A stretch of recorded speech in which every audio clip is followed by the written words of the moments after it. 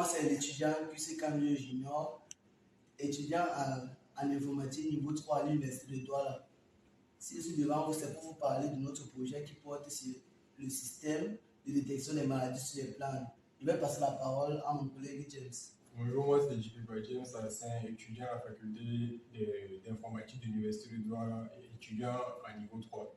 Bonjour, moi c'est Chuen Kamtituan Yann Daniel, étudiant à l'Université de Douala, faculté des sciences, filière informatique au niveau 3.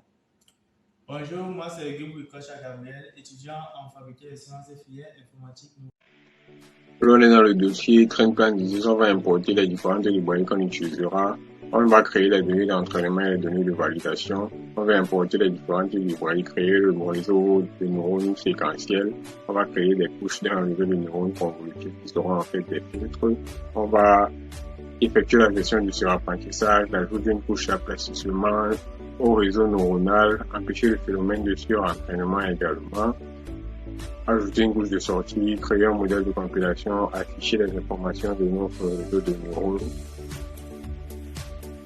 créer un modèle d'entraînement, évaluer le modèle d'entraînement sur une training set, afficher les valeurs de perte et d'entraînement, créer le modèle de validation, affichage des valeurs de perte et de validation, sauvegarde du modèle, stockage des informations sur le processus d'entraînement,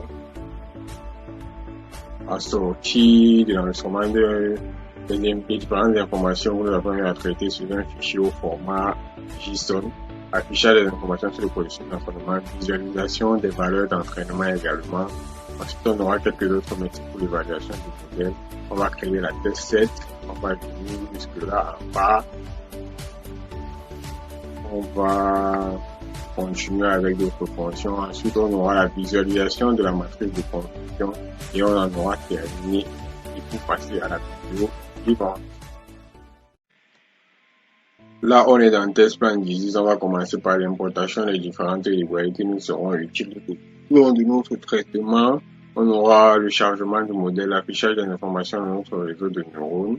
Ensuite, on aura également la visualisation des images qui va se faire par l'importation de CV2 qui est une bibliothèque. On va afficher l'image qu'on est destiné tester ou bien avec laquelle on est destiné à entraîner notre réseau de neurones. On va tester le modèle, évaluer et afficher les prédictions du modèle. Ensuite, on va afficher la classe contenant les données étiquetées. Ensuite, il sera question d'afficher les résultats de la prédiction de la maladie. Comme vous pouvez le voir avec une fois de plus l'image de la donnée qu'on a à traiter.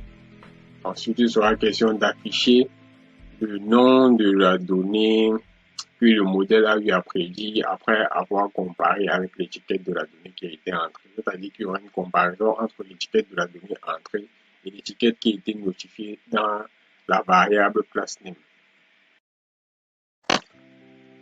Là maintenant, on est dans le fichier min qui va servir de poste de création du front-end de notre application à proprement parler. On va commencer par l'importation des librairies.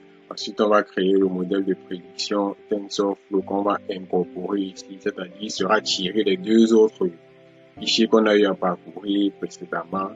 On va ensuite créer une sidebar, c'est-à-dire un menu comprenant trois autres sous-menus parmi lesquels le menu principal, l'accueil, un à propos qui parlera de ce en quoi consiste notre système et également un menu qui sera destiné au traitement à proprement parler. Ensuite, pour parler maintenant du menu à proprement parler, c'est-à-dire le menu dans lequel on fera les prédictions, il y aura à dire qu'il y aura des boutons où on va insérer une image dans le système. Le système se chargera de nous demander de préalablement afficher la donnée qu'on souhaite traiter. Le système se chargera de faire la prédiction et d'afficher la donnée qui sort en sortie. C'est-à-dire le modèle va prédire une valeur qui est déjà préexistante sur une donnée qui est étiquetée et qui est rentrée au tout début du traitement. Là, nous sommes dans la phase terminale de notre aventure, c'est-à-dire dans l'application dont nous avons parlé à maintes reprises précédemment. Ici, nous sommes dans le menu principal, c'est-à-dire l'accueil, comme vous pouvez le voir avec une petite présentation, histoire d'embellir un peu les choses.